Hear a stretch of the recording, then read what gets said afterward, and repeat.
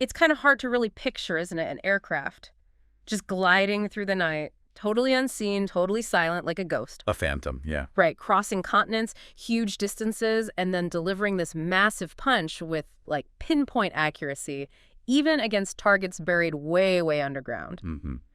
Today, we are diving deep into the legend of the Northrop B-2 Spirit stealth bomber, the ghost in the sky, and its pretty terrifying partner, one of the most powerful conventional weapons out there, the Massive Ordnance Penetrator, or MOP. And that combination, it's more than just hitting a target, isn't it? It really signifies a fundamental change in how nations project power without immediately jumping to the nuclear option. It's like using a scalpel, a very precise one, instead of just a hammer. That's a really good way to put it, a precision scalpel. Yeah, and it forces potential adversaries to completely rethink their defenses. How do you defend against something you can't see coming? Exactly. So our mission for this deep dive is to really unpack the B-2 Spirit, look at its incredible stealth, its pretty controversial history, those eye-watering costs. Oh, yeah. And understand its vital role as the delivery truck, basically, for the GBU-57 MOP. We want to explore how this unique pairing shapes strategic thinking today and, how it shows military tech is always evolving. Always pushing the boundaries. And hey, before we jump in, a huge thank you for joining us on another Depth Dive. If you like what we're doing here, please hit that like button, maybe share this with someone who'd find it interesting, and definitely subscribe. It really helps us keep creating more of this content for you. So where do we start with the B-2?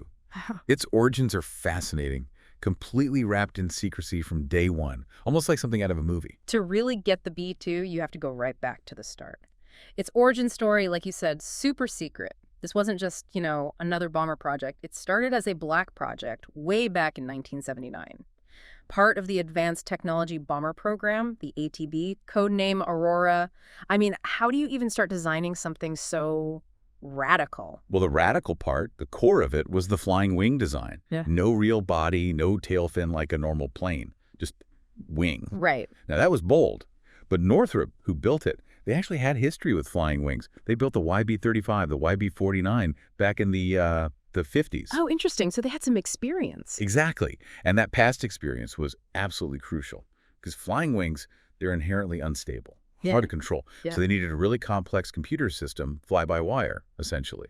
Computers are constantly making tiny adjustments to keep it flying smoothly.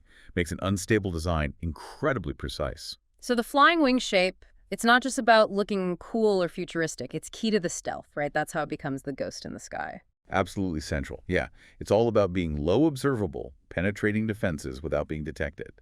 For radar, that clean, smooth flying wing shape, all curves, no sharp edges, combined with special radar-absorbent materials, RAM makes it incredibly hard for radar to get a good lock. And this is where it gets really interesting, I think. The earlier stealth plane, the F-117 Nighthawk, it used all those flat panels, right? Like a faceted diamond to bounce radar away. Faceted design, yeah. But the B-2, because computing power had advanced by the 80s, they could use smooth, continuous curves. Exactly, continuous curvature, which is even better at scattering radar signals in all directions, not just a few specific ones. Its radar cross-section, the RCS, is reported to be tiny, like 0.1 square meters. Which means what? Like compared to a normal bomber? Okay, think of it like this. A conventional bomber might show up on radar looking like a small building. The B-2 looks more like a large bird. Maybe. Wow, okay, that's stealthy. And it's not just radar. You have to manage heat, the infrared signature. The B-2's engines, there are 4 of them, they're buried deep inside the wing structure. Hidden away. Hidden away. And they mix the hot exhaust gas with cold air pulled from the boundary layer, the air right next to the skin of the aircraft. That cools the exhaust plume way down, making it much harder to see with infrared sensors. Plus, crucially, no afterburners. Why no afterburners? Well, afterburners give you a huge thrust boost, but they also create an enormous heat signature and a sonic boom. Basically, it's like sending up a flare saying, here I am. Yeah. The B-2 is all about quiet subsonic penetration. Gotcha. So radar invisible, heat invisible. What else? They even thought about visual and sound. It has special anti-reflective paint, helps it blend in, especially during the day or twilight. And it even has a contrail sensor. Contrail sensor. To stop it making those white lines in the sky. Precisely. Contrails are a dead giveaway. So the sensor detects if conditions are right for contrail formation and alerts the crew, hey, maybe change altitude so they don't leave a visible trail. It's just layers upon layers of stealth. Multispectral camouflage, as you said. Incredible. And the crew doing all this, Yeah. it's tiny, right? For such a huge plane. Just two people, a pilot and a mission commander, which sounds crazy for missions that can last, well, a very long time. How do they manage that? High degree of automation. The computers handle a lot of the workload, and the cockpit is designed for long endurance. There's space for a third crew member if needed, a little camp bed, even a toilet. These planes can fly for days, literally. And the crews, they get intense specialized training at the USAF Weapons School. So it's not just the plane, it's the whole system. Secrecy, upkeep. What does it actually take to keep one of these things flying and keep it, stealthy? Well, that's maintaining the myth, as you put it earlier. The maintenance is incredibly demanding and expensive. They need these special hangars, climate-controlled, $5 million a pop, just to protect that sensitive stealth coating. Climate-controlled hangars. Yep. Temperature, humidity, it all has to be just right. And get this, about every 7 years, they have to carefully strip that coating off. Strip it off! With crystallized wheat starch. Basically, they blast it gently with wheat starch to remove the coating without damaging the underlying skin, so they can inspect everything for tiny dents or scratches. Any imperfection could compromise the stealth. Crystallized wheat starch. It's like a spa day for a bomber. A very, very expensive spa day. It really underscores that true stealth isn't just materials science. It's a massive logistical and financial undertaking. Very few countries could even attempt it.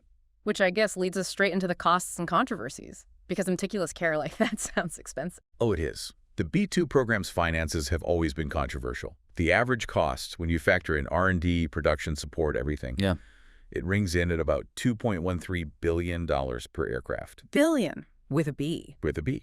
The actual procurement cost back in 1997 was around $737 million per plane, but the lifetime cost is much higher. And that's just to buy it. What about flying it? The operating cost is huge, up to $135,000 per flight hour.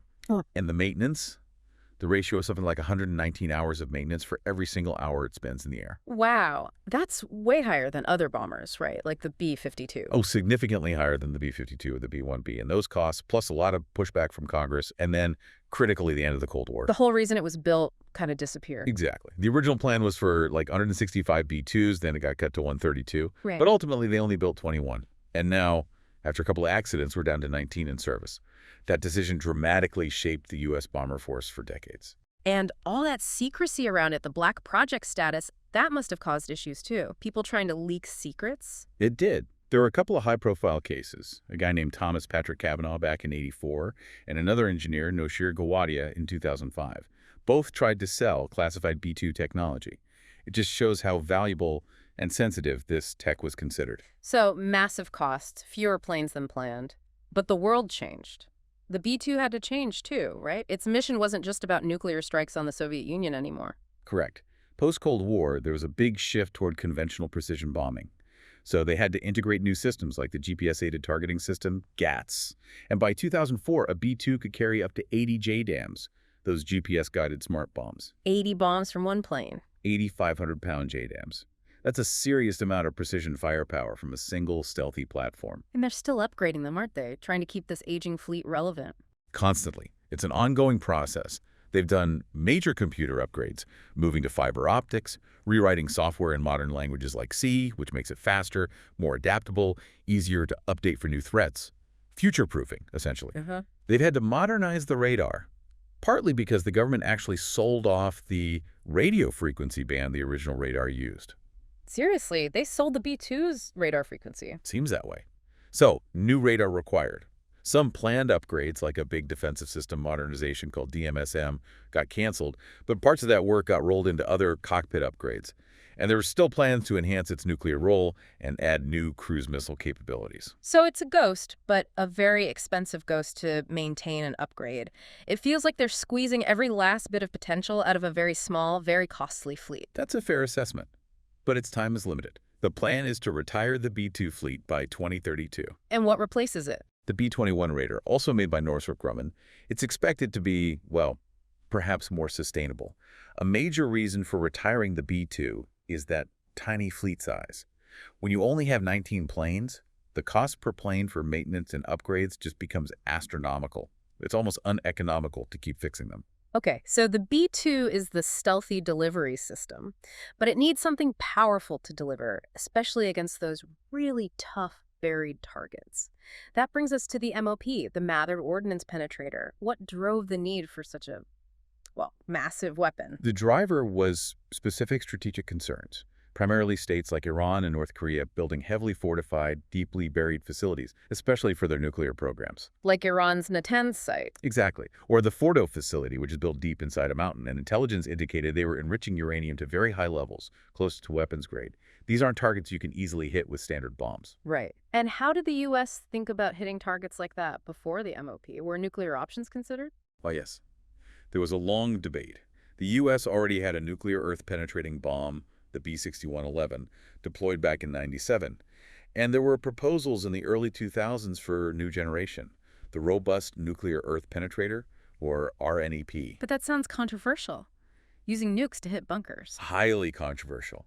Big concerns were raised about the potential for huge amounts of nuclear fallout, even from a bomb detonating underground. Plus, there were questions about how effective they'd really be and the message it would send regarding nuclear nonproliferation. So what happened? Congress ultimately decided against funding new nuclear bunker busters. They pushed the Pentagon towards developing more effective conventional alternatives, and that decision led directly to the MOP program. Okay, so tell us about the MOP itself, the GBU-57AB. What makes it special? Well, first, it's enormous. We're talking 20.5 feet long, weighing 30,000 pounds, that's 15 tons, and about 6,000 pounds of that is high explosives. 30,000 pounds. Yeah.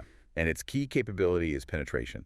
It's designed to burrow through up to 200 feet of reinforced concrete before detonating. 200 feet. That's deeper than any nuclear bunker buster. Deeper than any existing nuclear weapon designed for that purpose, yes. It relies on sheer mass and velocity to penetrate, then a massive conventional blast. And they fast-tracked this weapon, right? They did. Recommended in 2003, approved in 2004. By 2009, the Pentagon was accelerating it, aiming for deployment by mid-2010. It was explicitly called the weapon of choice for these hard and deeply buried targets, especially in high-threat areas. Both Pacific Command and Central Command really pushed for it. And the B-2 is the only plane that can carry it. Currently, yes. Boeing got the contract specifically to integrate the MOP onto the B-2. They did extensive flight testing from 2008 onwards, dropping inert and live versions to make sure everything worked, validating modifications right up through 2017. So the B-2 and MOP are a dedicated team, a highly specialized tool for a very specific, very difficult job. Absolutely. And this team, well, the B-2 at least, has seen quite a bit of action over the years. Let's talk about that combat history. The B-2 first saw action in 1999, right? Over Kosovo. That was its combat debut. And it made a huge impact right away. Flew only about 50 missions out of maybe 34,000 total NATO sorties, but B-2s were credited with destroying about a third of the key Serbian targets in the first couple of months. They dropped 11% of all the bombs. That's incredible efficiency. It really was. And Kosovo was also the first time GPS-guided JDAMs were used in combat, delivered by the B-2. It changed precision bombing forever. But it wasn't all smooth sailing, was it? There was the tragic bombing of the Chinese embassy. Yes, unfortunately. A terrible mistake attributed to faulty targeting information. It is a stark reminder that even with amazing technology, the human element and intelligence gathering are still critical, and errors can have devastating consequences. After Kosovo, where else did the B-2 operate? It flew missions over Afghanistan after 9/11 and during the Iraq War in 2003. These campaigns really highlighted its incredible range and endurance. We're talking nonstop round trips from White Man Air Force Base in Missouri all the way to Yugoslavia and back. The longest reported combat mission was 44.3 hours. 44 hours. That's almost 2 full days in the cockpit. Exactly. Shows what the plane and the crew are capable of, which, as we discussed, is what it was designed for. And more recently? It's been used more sporadically, but in key situations. In 2011, during Operation Odyssey Dawn over Libya, B-2s hit a Libyan airfield, dropping 40 bombs. In 2017, again over Libya, they struck an ISIS training camp with over 100 500-pound JDAMs. 100 bombs in one go. Yeah, wiping out the camp. And then just this year, 2024, B-2s were used against Houthi underground weapons storage sites in Yemen. And those strikes, they felt like more than just hitting the Houthis, right? Like a message to Iran. Very likely, yes. Using the... No, unfortunately not. The most significant was in 2008 when the Spirit of Kansas crashed on takeoff in Guam.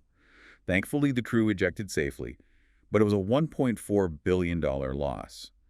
Turned out moisture had gotten into air data sensors, causing faulty readings to the flight control computers. Just moisture causing a $1.4 billion crash. Shows how complex and sensitive these systems are.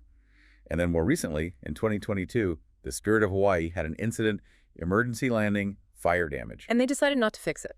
Ultimately, no. It was officially retired in 2024, declared uneconomical to repair, which brought the active fleet down to just 19 aircraft, again highlighting the cost and fragility of such a small, specialized fleet and why the B-21 is seen as so important for the future. So looking back at the B-2, its journey, its partner, the MOP, it really does make you think about this constant push and pull, doesn't it? Hiding versus finding. It's a relentless cycle in military technology. Stealth and counter-stealth, penetration and protection. So wrapping up this deep dive, the B-2 Spirit.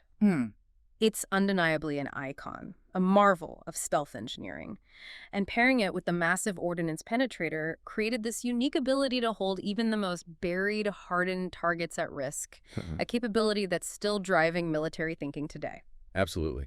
And this technological race, the constant battle between digging deeper or building better defenses and developing the means to overcome them, that's not slowing down. It really makes you wonder, doesn't it? As countries keep building more sophisticated underground bunkers and stealth tech keeps evolving on both sides, what does the future hold? How will this constant back and forth shape global security in the years ahead? Other technologies might be out there being developed in secret right now that could shift the balance all over again. Exactly. So we'll leave you with that thought to ponder. What do you think is next in this high-stakes game of hide and seek? Thanks for diving deep with us today.